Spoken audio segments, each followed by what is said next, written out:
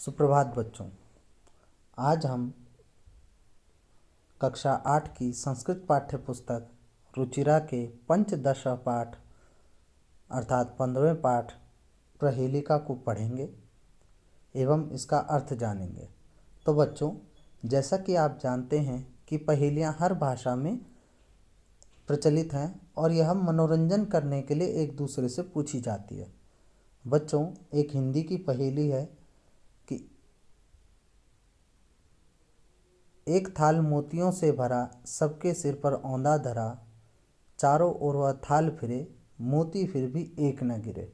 तो ये आपने बचपन में सुनी होगी ये पहेली। और ये पहेली क्या है, हम एक दूसरे से पहेली पूछते हैं तो मनोरंजन होता है। तो इसी प्रकार से संस्कृत में भी मनोरंजन के लिए पहेलियाँ बनाई गई है और जो ये पहेली है इसका उत्तर जो है तारे है। इसी प्रकार संस्कृत में भी पहेलियाँ बनाई गई है और कई पहेलियाँ ऐसी होती है कि जिनमें उनका उत्तर छुपा होता है। ऐसी पहेलियाँ ये हमारे पास हैं। तो आइए बच्चों पढ़ते हैं प्रहेलिका। तो क्या कह रहे हैं, पहली पहेली पढ़ते हैं। कस्तूरी जायते कस्मात् को हंति करुणाकुलम किम कुर्यात् कातरो युद्धे मृगात् सिंह पलायते।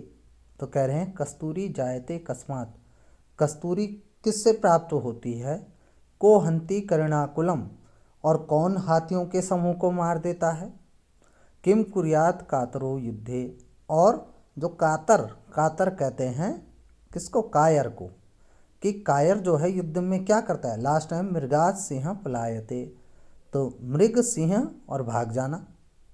तो देखिए पहली जो पंक्ति है उसका अर्थ आपको चौथी पंक्ति का पहला शब्द है।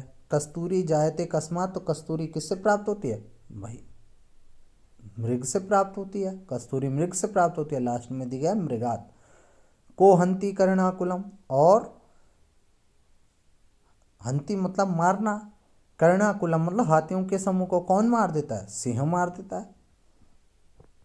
किम कुर्यात कातरो युद्धे, और जो कातर, कातर कहते हैं कायर, जो कायर होते हैं युद्ध में क्या करते हैं, भाग जाते हैं युद्ध से। तो पलायते, तो इस प्रकार से हमें मिला पहली पंक्ति का जो उत्तर है वो मिला मृगात, कस्तूरी जायते कस्मात्। तो कस्तूरी किससे प्राप्त होती है, किससे प्राप्त होती है, कस्तूरी मृग से। को हंति करुणाकुलम, और कौन हाथियों के समूह को मारता है, तो सिंह। किम कुर्यात कातरो युद्धे, और कातर जो कायर है वो युद्ध में क्या करता है, भाग जाता है। इस प्रकार से हमें सारी जो पहेलियां हैं, इसमें तीन पहेलियां पूछी गई है, एक ही श्लोक में 3 पहेलियां हैं। इन तीनों का उत्तर हमें चौथी पंक्ति में मिल जाता है। ठीक है बेटा, आगे देखते हैं क्या कह रहे हैं।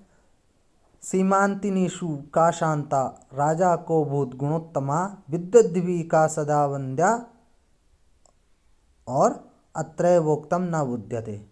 तो सीमंतिनीषु का शांता, कि नारियों में कौन सबसे शांत है, राजा को अभूत गुणोत्तमा, कि राजा में कौन गुणों में उत्तम हुआ, राजाओं में कौन गुणों में उत्तम हुआ, कौन हुआ जो गुणों में उत्तम था। और विद्वद्दिभिः का सदा वंद्या, और जो विद्वान होते हैं वो सदा किसकी वंदना करते हैं। और आगे करें अत्रैवोक्तम न बुध्यते, कि यहीं ये बात कही गई है परंतु जानी नहीं जा रही है, समझ में नहीं आ रही है। अब हम इसका कैसे हमने इस पहेली को हल करना है ये जानेंगे। देखिए पहली पंक्ति का पहला वर्ण और अंतिम वर्ण दोनों को मिला देंगे, पहला अक्षर और अंतिम अक्षर। पहला क्या, स है, स पे ई की मात्रा, सी, और लास्ट वाला ता, तो सीता। तो सीमंतिनीषु का शांता, कि स्त्रियों में, नारियों में सबसे शांत कौन है, सीता। राजा को भूता गुणोत्तमा, कि राजाओं में कौन जो है गुणों में उत्तम हुआ। तो देखिए पहला और तीसरा, तो कौन हुआ, राम। विद्वद्दिभिः का सदा वंद्या, और विद्वानों में कौन सदा, विद्वान क्या करते हैं, सदा किसकी वंदना करते हैं, किसकी करते हैं, वि और द्या, विद्या।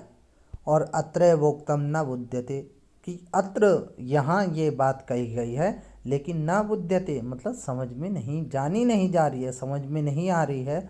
फिर भी हम जान चुके हैं कि पहले का जो पहली लाइन है, पहली पंक्ति है, उसका जो उत्तर होगा वो क्या होगा, उसका होगा सीता। दूसरा का रा पहला और लास्ट में म रामः।